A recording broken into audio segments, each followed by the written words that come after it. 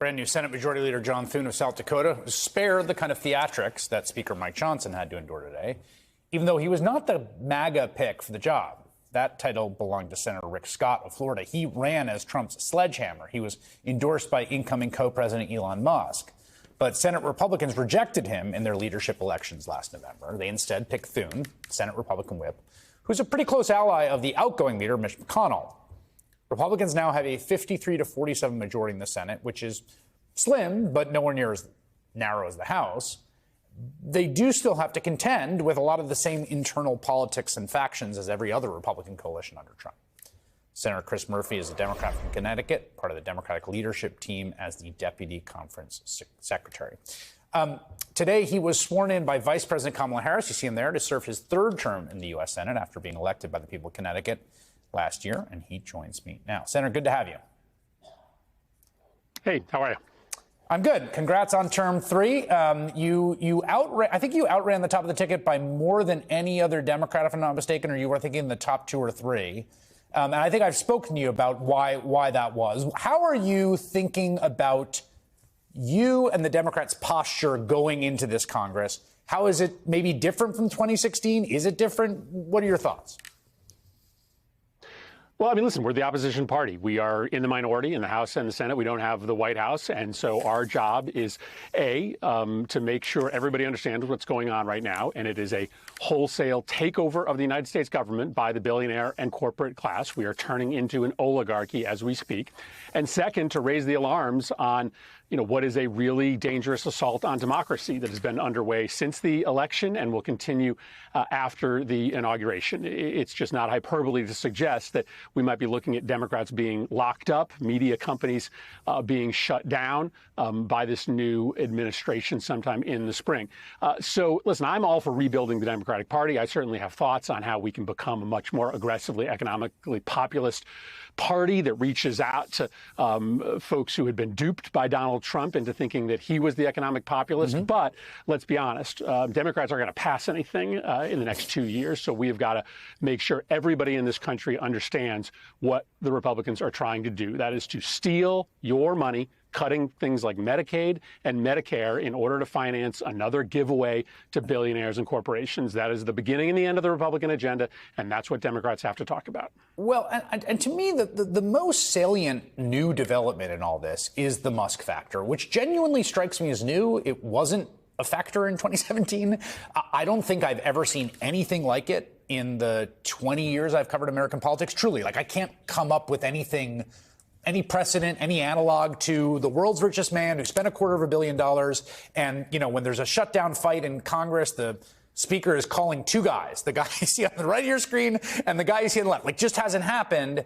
And I wonder what that means for how you think about opposition, particularly along the lines you're just describing about this billionaire takeover. Well, listen, this isn't spin, right? It is just true that Musk is the co-president. That's maybe a charitable interpretation. He may be more powerful than Donald Trump. And the fact of the matter is, Musk is trying to get close to the White House because he makes his billions off of government policy. He makes tons of money off of production in China. So he wants to manage the relationship in China so that he can continue to make lots of money. And the car subsidies and the rocket subsidies that come through the federal government are a big deal to him as well. So he is a perfect example of a number of oligarchs, of billionaires, of corporate titans who are surrounding Trump in order to steal from ordinary Americans, right? Cut our benefits, our kids' education, our grandparents' health care in order to turn a billionaire into a multi-billionaire.